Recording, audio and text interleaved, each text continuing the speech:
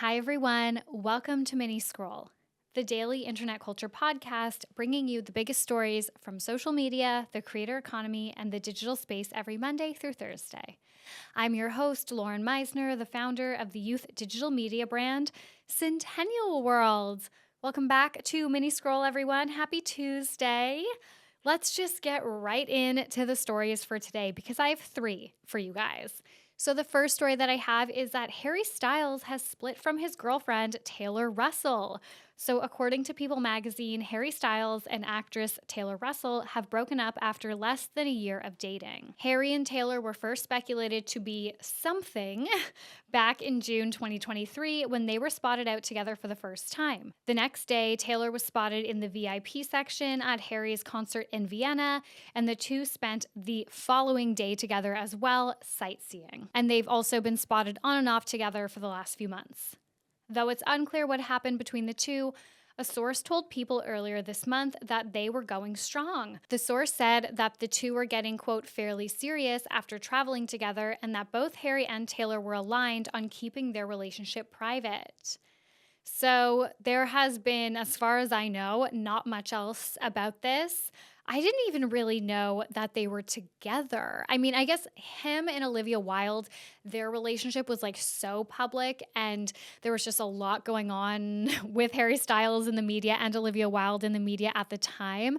So I guess we heard about him and Olivia a lot. But obviously, when you look at his relationship with Taylor, I barely even knew that he was dating her. So they did do a good job of keeping it private if that was the purpose. Annabelle said she saw a rumor that he wants kids and Taylor doesn't, which is why they split. But I think that's just like big speculation.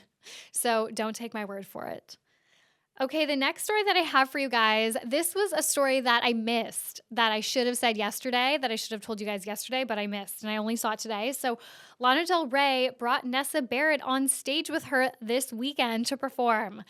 So at Hangout Fest over the weekend, Lana Del Rey surprised fans when she brought TikTok star turned singer Nessa Barrett out on stage to sing American Jesus.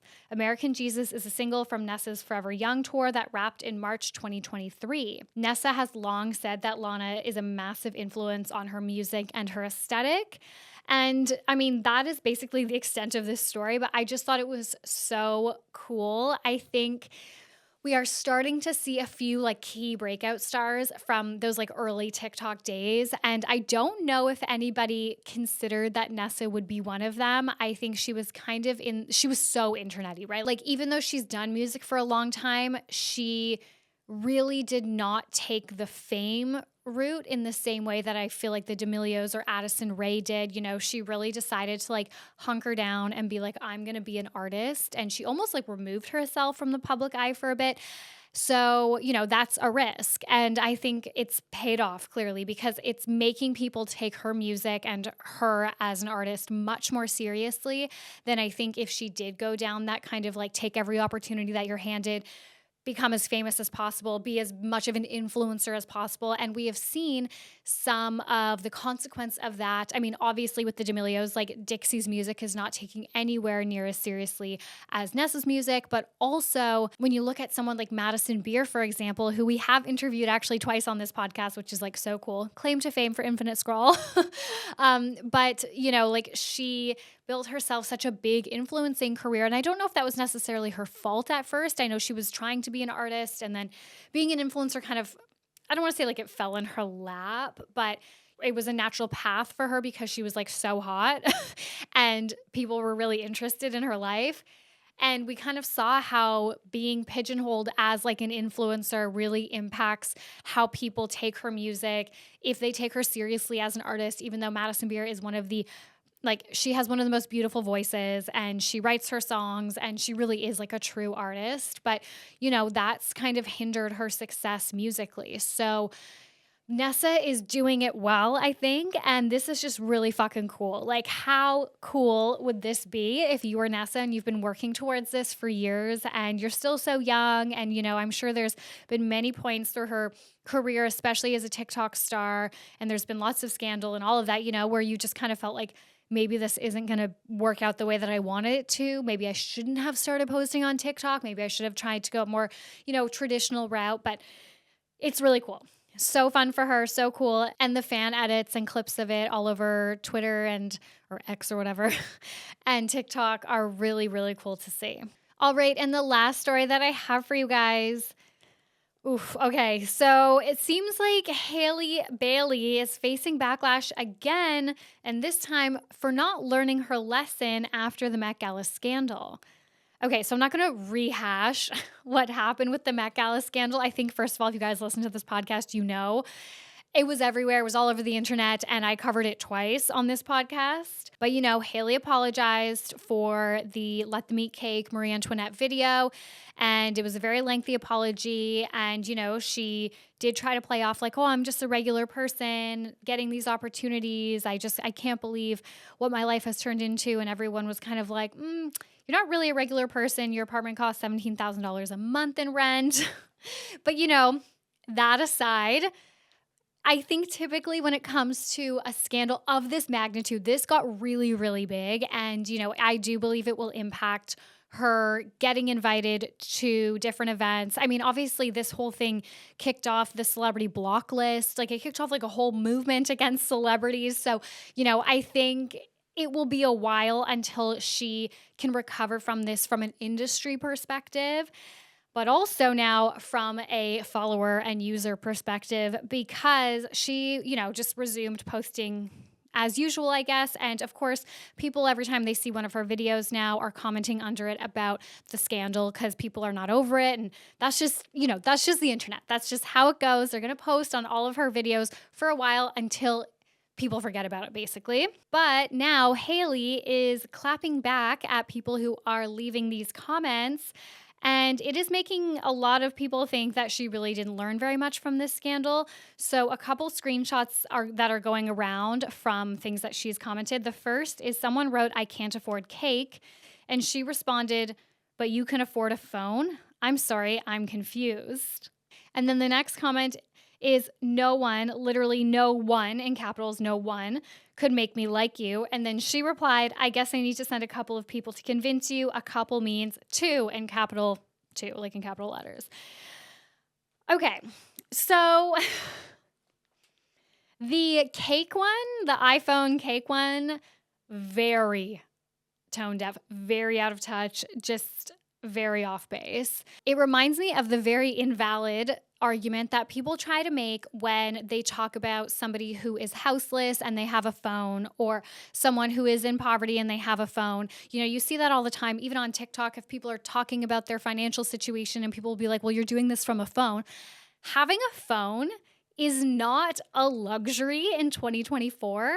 It is an absolute necessity. For example, jobs. They used to be posted, in the newspaper. I'm sure there's some newspapers that still post them. I'm sure people are going to be like, oh, that still exists. Okay, how are you going to find a job for 99% of jobs? How are you going to find a job if you don't have access to the internet? What's the easiest and most affordable way to have access to the internet is to have a phone. Because a phone, not only are you paying for like one phone plan to have access to the internet, but then you're also in that phone plan getting access to phone calls and texting and staying in touch with your loved ones and, being able to do an interview for a job over the phone or over Zoom on a phone, iPhones are like, smartphones, they do fucking everything, and they are an absolute necessity in 2024. And it is such an insane and tone deaf and just like elitist thing to say, like, oh, well, you have a phone, so you actually can't be that poor. Like, it's a necessity.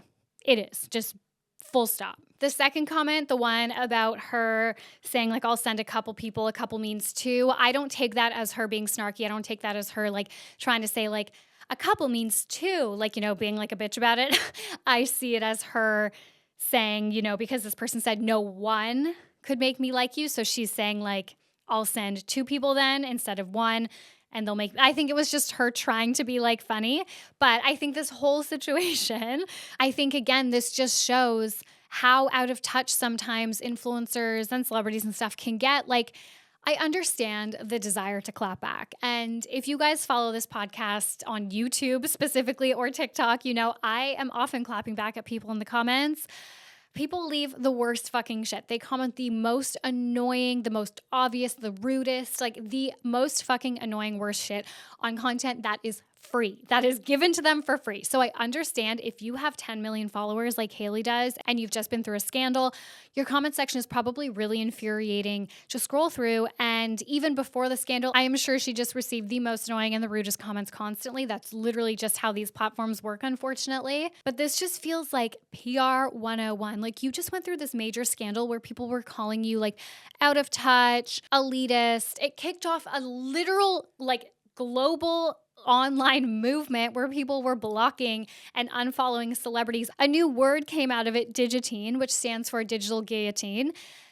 Anyways, it was like this whole thing. And to not take pause and just like don't look at your comments if they're going to piss you off that much. Like, have some humility, like have some perspective on what just happened and how and why you infuriated people, and just like let it go for a little bit. Clapping back at the people that are telling you that what has just happened was really not okay. Like, that's not going to make people like you. That's not going to bring you back on top. That's not going to be the redemption arc. Getting mad at your audience for genuine criticism, it's not the move. Anyways, I think this is probably the last time that people are going to be talking about Hailey. You know, I think this will soon blow over. It already feels like it's kind of blown over.